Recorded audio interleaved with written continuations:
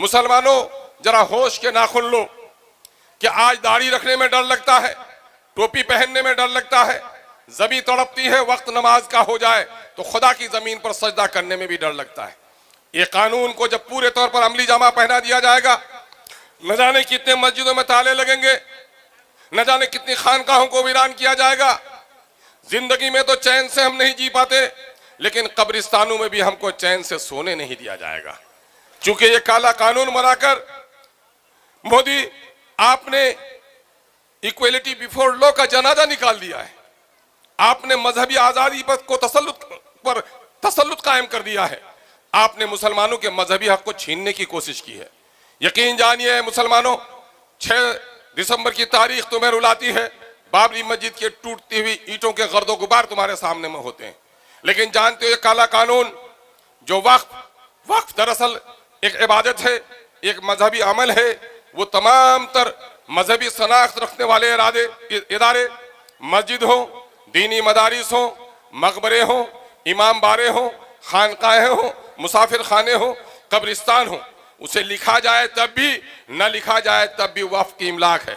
और वक्फ की इजाज़त किसी और की नहीं, मोदी तेरी नहीं है, तेरे पिता की भी नहीं है, मेरे आबा और अजदाद की, अल्लाह की इबादत की नीयत से वक्फ की गई जमीन है। और आज उसे छीनना चाहते हो। हम ये कह देना चाहते हैं मोदी कि आप ये नापाक कदम से बाज आइए।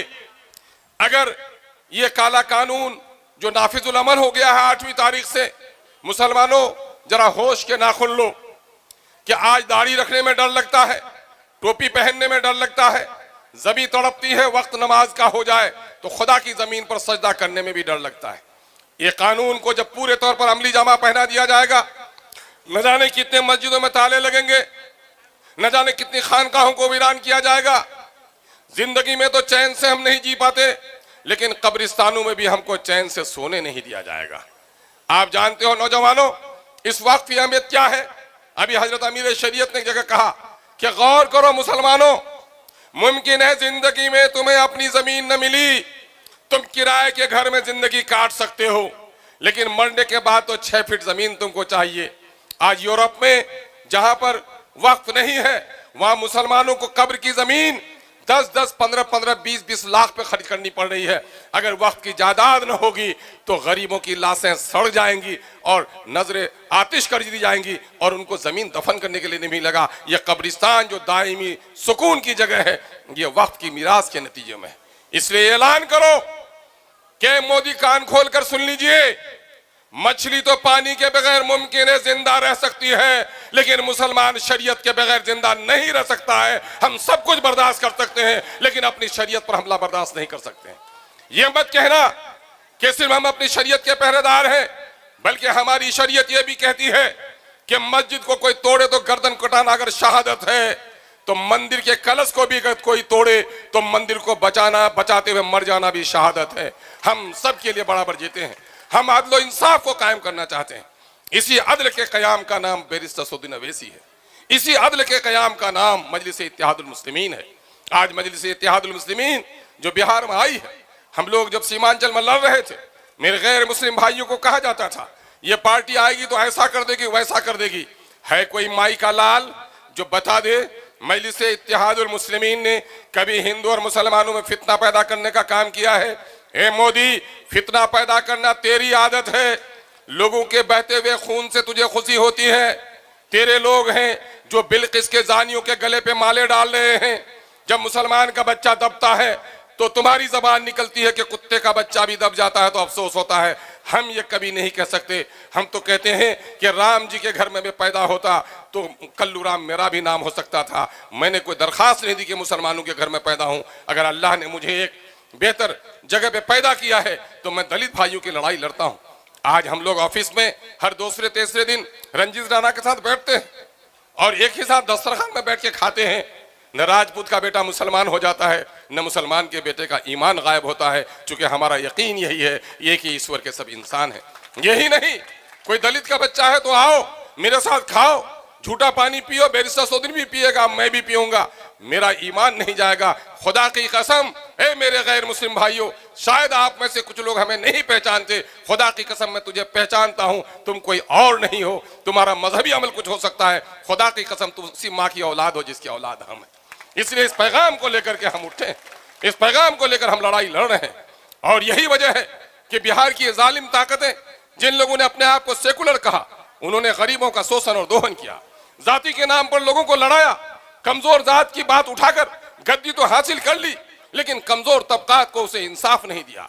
आज मैं आपको बताना चाहता हूं कि नीतीश कुमार, जिसने खंजर खोपा हमारे सीने में, ये बेगैरत जो उनकी पार्टियों में है, ऐ बेगैरतो, अगर तुम्हारे सामने में तुम्हारी माँ को गाली दी जाए, तुम्हारे बाप को गाली दिया जाए, तो अगर गैरतमंद बेटा है तो कभी बर्दाश्त नहीं कर सकता, लेकिन तुम्हारी मस्जिदों के खिलाफ जो कानून बनाता है, तुम उसकी दस्तरखान से नवाला उठाते हो, तो तुमसे ज्यादा बेजमीर भी कोई इंसान नहीं हो सकता। इसलिए आइए, आज अभी नीतीश कुमार ने 500 करोड़ रुपए असेंबली में मंजूर कराया और 6 महीने तक पंचायत सचिव से लेकर विभागीय सचिव तक, कमिश्नर तक एक ही काम में लगा रहा। क्या? जाति आधारित गणना। जाति आधारित गणना, जाति आधारित गणना है। मीडिया के बहुत सारे साथी हैं, कल जनाब बैरिस्टर सौदीन ओवैसी साहब ने सवाल किया कि भाई जाति आधारित गणना ये जो केंद्र सरकार कराना चाह रही है, इससे धुलमुल से काम नहीं चलेगा।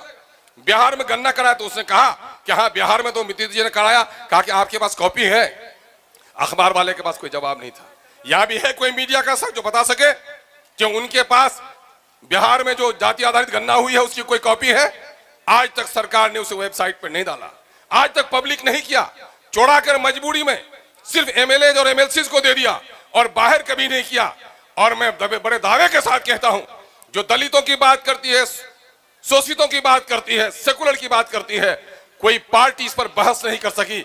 अगर ऑल पार्टीज मीटिंग में चीफ मिनिस्टर के सामने हो, असेंबली में हो, असेंबली के बाहर हो, अखबारों में एडवर्टीजमेंट के जरिए से हो और दर्जनहा इंटरव्यूज के जरिए से हो, अगर किसी ने जाति आधारित गणना का विश्लेषण किया है तो उसका नाम मजलिस इत्तेहादुल मुस्लिमीन है। हमने ये बताने का काम किया है कि पढ़ो उसको। 13 करोड़ का बिहार हो गया। 13 करोड़ के बिहार में 20,49,000 सरकारी नौकरियां हैं। लोकतंत्र का मूल मंत्र है कि जिसकी जितनी आबादी उसकी उतनी हिस्सेदारी। लेकिन आपको सुनकर हैरत होगी कि बड़े बड़े लोगों की जाति से 3 गुना 4 गुना उनको नौकरी मिली। लेकिन आज जो दलितों का लीडर है उसको भी न जाने मुंह में क्यों दही जम गया है, नहीं बोल पाता। 4,11,000 नौकरी होने वाली थी 20% दलितों की, जिनकी आबादी 2,56,00,000 है, उनकी 1,10,000 से ज्यादा नौकरी इन लोगों ने खत्म कर दी।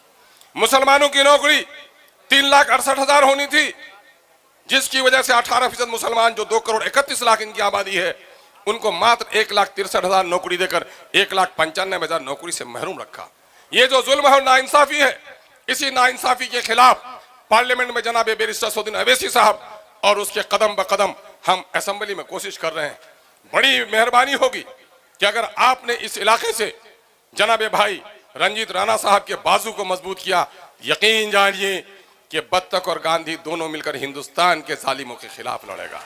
इसलिए आपसे हम गुजारिश करने के लिए आए हैं, बैरिस्टर सौदीन ओवैसी साहब को अल्लाह तवील हयात बख्शे, अल्लाह उसको हिफाजत फरमाए कि वो लड़े। इस वक्त 56 इंच के सामने में अगर कोई खड़ा होता है तो जिनका कद छोटा हो जाता है वो मोदी होता है, और जो मोदी से भी बड़ा ऊंचाई में रहता है उसका नाम बैरिस्टर सौदीन ओवैसी होता है। बल्कि कद से नहीं कहूंगा मैं, बल्कि सवाल जवाब की महफिल में भी अल्लाह ने आपको कुदरत हासिल की है, कुदरत बख्शी है कि आपने इसका बरमला इजहार किया है। हम आपकी तवील उम्री के लिए दुआ करते हैं और आपसे भी गुजारिश करते हैं, मुसलमानों होश में आओ, दलितों होश में आओ। जिस संजीदगी के साथ आज इस बात को सुन रहे हो, याद रखना, कल मैंने एक वाकया सुनाया।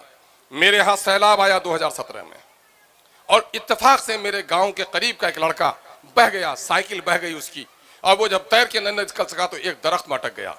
उस दरख्त में उसने शायद 1.5 या 2 दिन कयाम किया और उसने बताया अपना तजुर्बा कि जिस दरख्त में मैं था वहां रंग बिरंग के 50 किस्म के सांप थे।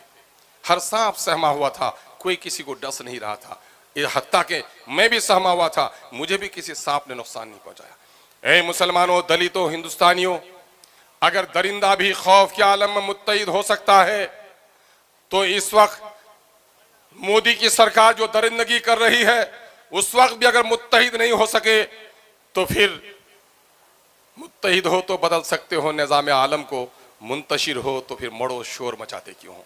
आइए हम और आप इत्तेहाद का सबूत देंगे और हम लड़ेंगे। और इस जज्बे के साथ मुशायरे के आशार ने सुनकर तो हम पागल हो जाते हैं, जलसे में जाकर हम खो जाते हैं, लेकिन अमली मैदान में मुसलमानों बहुत पीछे हो। आइए अपने दरमियान में सियासी शऊर पैदा कीजिए। ये मुल्क 4 खंभों पे खड़ा है। अदालत का एक खंभा है, एक खंभा इंतजामिया का, एडमिनिस्ट्रेशन का है, एक खंभा कानून साजिया का है, एक खंभा मीडिया का है। ये 4 सुतून हैं।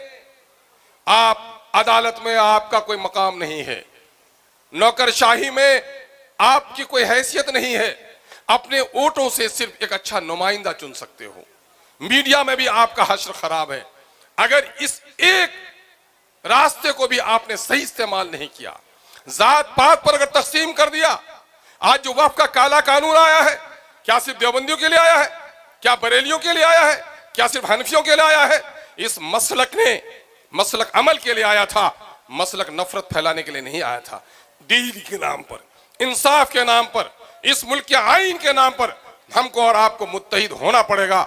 और हमें मुसलमानों से मैं कहता हूं, शायद शराब भी पियोगे तो मैं मुफ्ती तो नहीं हूं, लेकिन खुदा को हाजिर करके कहता हूं, अपनी जात से नाइंसाफी करोगे, अगर बदकारी करोगे, अपनी जात से नाइंसाफी करोगे, लेकिन वोट अगर तुमने नाअहलों को दिया तो पूरी मिल्लत और पूरे कौम के साथ नाइंसाफी करोगे। इसलिए वोट का कभी गलत इस्तेमाल मत करना। वोट अहले हक को, अहले अमानत को देना। और मैं समझता हूं इस वक्त हिकमत का तकाजा भी है, सियासी तकाजे भी हैं। इस मुल्क में अगर अदल व इंसाफ के साथ रहना चाहते हो तो इस वक्त हिंदू और मुसलमानों के इत्तेहाद को मजबूत करो। और ये बेहतरीन मौका बिहार में आपको मिल रहा है। राणा रंजीत साहब को हम लोगों ने अमली तौर पर देखा है। लोगों ने कहा था इलेक्शन हार जाएगा, भाग जाएगा, लेकिन यह नौजवान एक पढ़ा लिखा नौजवान है, एक बाप का होनहार बेटा है। बाप के कुछ बेटे बिगड़ भी जाते हैं। आजर के इब्राहिम अलैहिस्सलाम का बाप बिगड़ा हुआ था, नूह अलैहिस्सलाम का बेटा बिगड़ गया था, लेकिन जो बेटा होनहार हो उसका साथ देना चाहिए। हम उम्मीद करते हैं एक नई तारीख का आप आगाज करेंगे। हमारे जनाब बैरिस्टर सऊदी अवैसी साहब आतंकवाद के खिलाफ और इस काले कानून के खिलाफ जो लड़ाई लड़ रहे हैं, हम सब उसको साथ देने के लिए तैयार हैं। इनकलाब, ऐसी आवाज से इनकलाब आता है क्या? इनकलाब, इनकलाब, मोदी का काला कानून, मोदी का काला कानून मुर्दाबाद, मोदी का काला कानून। जनाब बैरिस्टर सऊदी अवैसी साहब, हिंदू मुस्लिम इत्तेहाद, रंजीत राणा, ढाका की सरजमीन, बहुत बहुत शुक्रिया। सलाम आदाब।